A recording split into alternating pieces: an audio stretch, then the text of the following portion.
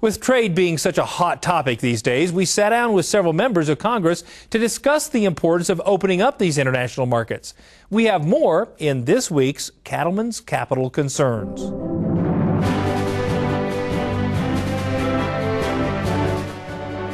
I think free trade and more markets will be something that'll occur, hopefully this year.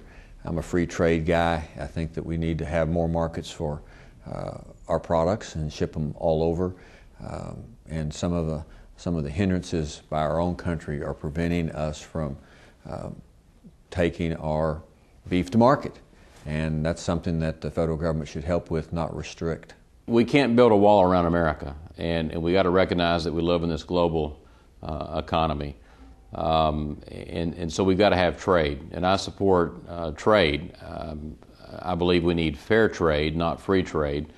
Free trade has simply, over the years, allowed us to not ship our products overseas, but rather ship our jobs overseas. So we need the kind of trade agreements that allow us to ship our beef cattle overseas, for example. And so I'm hopeful that we'll be able to move forward with some of these trade agreements, especially South Korea. Well, they're moving too slowly. Colombia, Panama, and South Korea have pended now, dating back to the last administration, the Bush administration. All three are good for agriculture.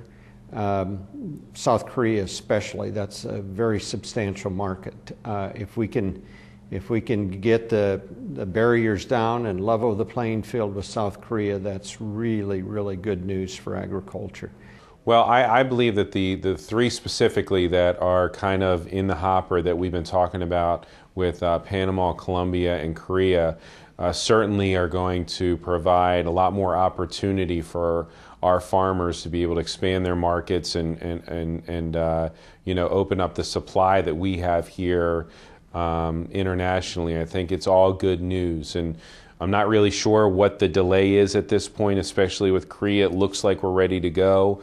So hopefully that happens sooner rather than later, and to be able to avail our beef especially to especially the Korean market is something that they are looking to happen sooner rather than later, so they're not looking elsewhere to get the beef and pork that they need or that they want for for their food. We've got 3 pending trade agreements that actually should have been approved quite some time ago, but I think that we're moving forward on at least one of those with South Korea, reducing the tariff on U.S. red meat from 40% to 0. Boy, that's great for a lot of folks, not just a U.S. production, but that I think will create more activity in our economy, and a lot of folks will gain from that. Stand up and have your voice heard on issues just like this one that have the potential to impact your business and your way of life. Contact your members of Congress today by visiting beefusa.org. Then click on Government Affairs and get involved now.